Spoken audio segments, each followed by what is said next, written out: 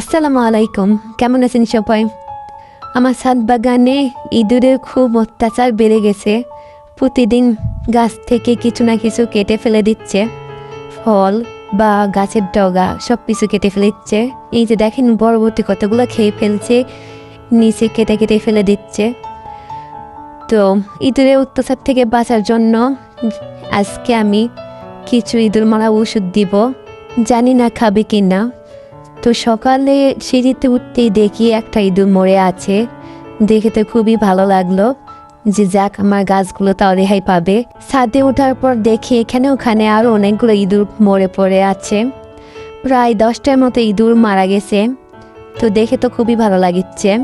তাহলে ভাবেন আপনারা, আমার ছাদ বাগানে কতগুলো ইঁদুর প্রতিনিয়ত আসে রাতের বেলায়। 10টা অলরেডি মারা গেছে, আরও না জানি কত আছে। সামনে দিন আবার ওষুধ দিব, জানি না মরবে কিনা। আল্লাহ হাফিজ।